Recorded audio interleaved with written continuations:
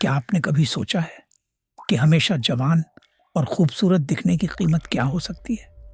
लाखों रुपए, कोई बहुत महंगी और दर्दनाक प्लास्टिक सर्जरी, या फिर किसी बेगुनाह इंसान का खौलता हुआ ताज़ा खून?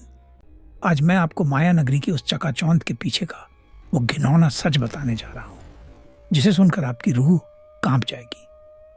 ये कहानी है एक ऐसी खौफनाक रात की जिसने ग्लैमर की दुनिया का सबसे भयानक राज खोल दिया।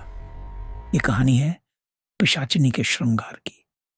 अगर आप इस वक्त अकेले हैं तो अपने कमरे का दरवाजा अच्छी तरह बंद कर लीजिए और अपनी पीछे की खिड़की पर एक नजर जरूर डाल लीजिए, क्योंकि ये कहानी सुनने के बाद आपको अपने ही साय से डर लगने लगेगा।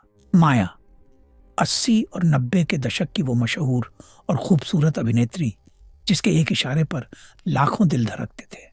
लेकिन वक्त बड़ा जालिम होता है। जैसे जैसे माया की उम्र ढलने लगी, उसके चेहरे की वो चमक फीकी पड़ने लगी। उसकी आंखों के नीचे काले घेरे और चेहरे पर झुर्रियां उभरने लगी। जो प्रोड्यूसर कल तक उसके घर के बाहर लाइन लगाकर खड़े रहते थे, आज वो माया का फोन तक नहीं उठाते थे। माया के लिए उसका चेहरा ही उसकी पूरी दुनिया थी।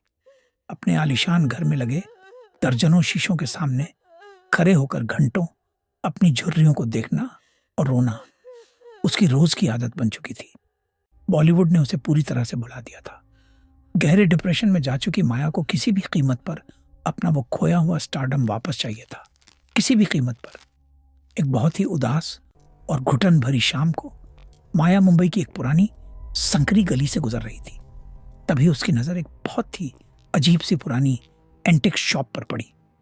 दुकान के सबसे अंधेरे कोने में एक पुराना, बेहद खूबसूरत लेकिन अजीब सा वैनिटी मिरर रखा था। उस शीशे के भारी लकड़ी के फ्रेम पर कुछ बहुत ही अजीब सी आकृतियां बनी हुई थी।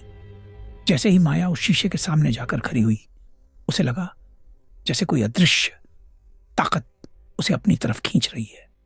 उस शीशे में माया को अपनी झुर्रियां नहीं, बल्कि अपना वही पुराना 20 साल का जवान और बेदाग चेहरा दिखाई दिया।